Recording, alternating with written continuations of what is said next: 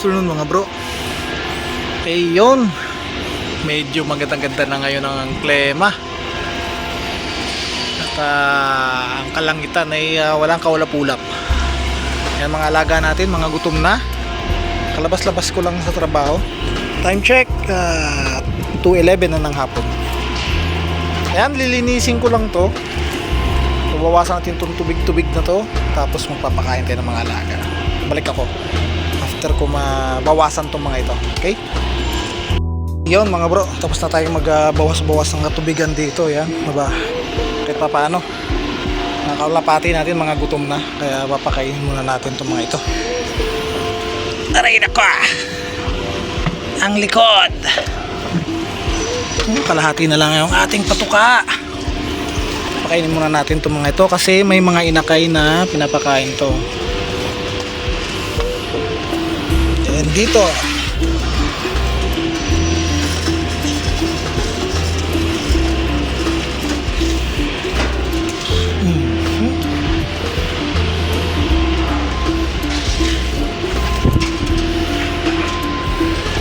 tapos ito, napakain din natin ang dalawa rito sa taas. Hindi na nauubos yung pagkain nila rito. Hindi ko natin papakawalan yan kasi para mangitlog na. Kagaya rin ng dalawang ito. Hindi na rin natin ito papakawalan.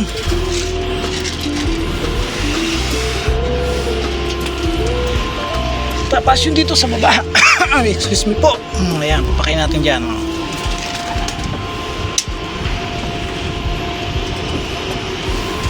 Napisa na ba yung itlog nila rito?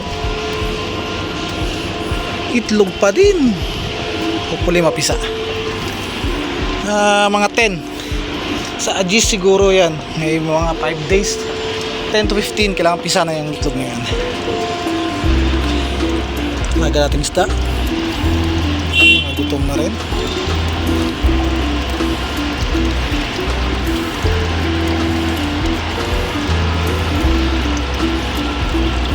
Malalaki na sila oh, yung mga koi natin, lumaki na. Lalo na yung isa na yun oh. Yan mga tanim natin sa hydroponics, ang ating tawag dito, ang ating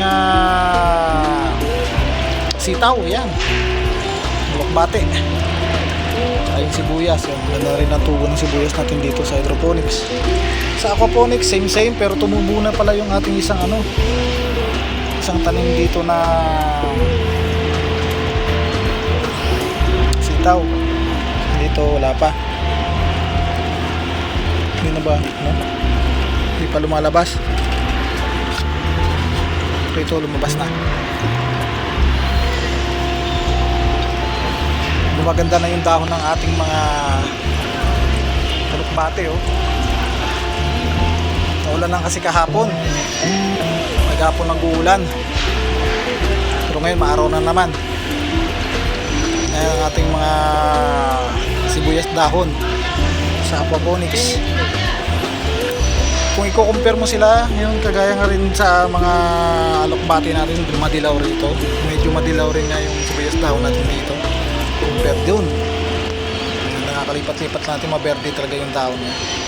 Ayan, mga dahon din ng ating alokbate. Ayan, maberde. So far so good ang ating mga isda, ang ating aquaponics.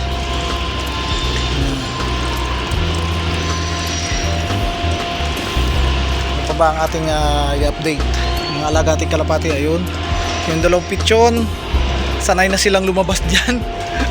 Maliliit kasi silang kalapati, unlike dun sa mga alaga natin na yun na mga malalaki.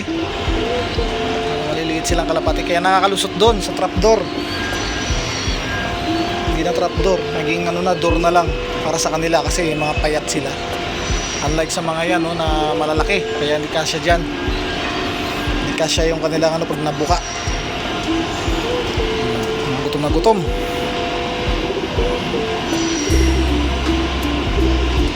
Tapos dito yung inakay natin dalawa lumalabas na, yun makalabas na yung mga ulo, diba? Kagaya rin ng dalawang inakay na yan. Kung ganyan sila kalalaki, may mga bulutong. Ngayon wala na.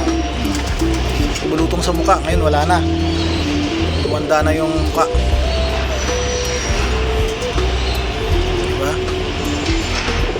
Yan yung bagong inakay natin. Ito pa yung isa, oh. Ayan. Maliliit. Ito yung mga native dito sa Kuwait. Native ng kalapate. Yan ay mga bihag. Naging inakay ng bihag. Inakay noon. Yun. Yung blue bar na yun. Inakay ng mga bihag natin. Na hindi na umalis. Ito yung pinakabagong bihag natin. Yan. Isa na yan. Speaking dito sa mga ito, titignan po natin. Titignan natin yung dalawang inakay, ha? Lalaki na nila. Pero ang siste, ang kulay nila ay ang kulay nila ay kamukha nung kanilang lolo at lola. Isang itim tsaka isang brown. My goodness. Yung yan ang kanilang lolo, yun sa taas yan. Kanilang lola. Yan, lolo at lola nila yan. Kamukha. Naging kamukha sila ng lolo at lola. Gara, di ba? Tsaka yun, wala pa nga ito kahit nalagyan natin ng hugad yan. Maamo itong babae nating kalapate, oh. Maamo siya.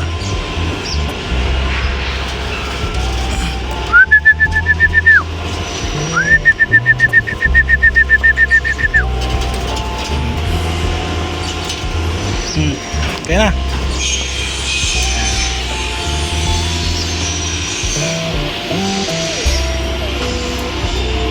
Bigyan pa natin ang pagkain. Medyo bitin pa sila.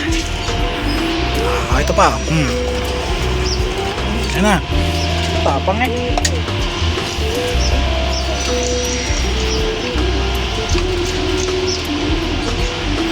Diba? Yung kalapati natin dito.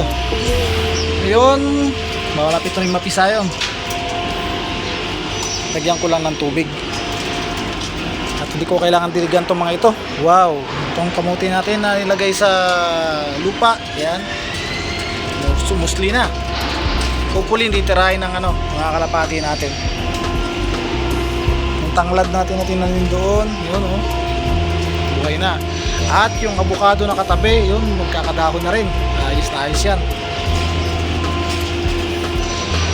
Tanglad natin, ganda ng tubo. Pataba niya na ano lang ng kalapati natin, mga dumi. Dito naman, yan, buhay naman yung damo. Kahit pa paano, diba? Kailangan update natin ngayong araw sa ating mga alaga. At sa mga susunod na araw, tayo ulit silip dito. Siguro magpuputol na ako ng profile para dito sa ating ilalagay na screen dito sa ating aquaponics. Nandito. Kukulungin natin yan. Para hindi madali kahit para tanggalin na natin tong screen na to. Naka-net naman siya ng buo. Sana magkaroon na ng sahod. Para kahit pa paano. Ayun mga bro. Hanggang dito na lang muna siguro yung ating update sa ating mga alaga. Alagang kalapati. Gayon din sa ating mga tanim dito. Ating libangan dito sa bansang Kuwait. Ingat-ingat na lang po ang lahat at God bless us. Bye bye.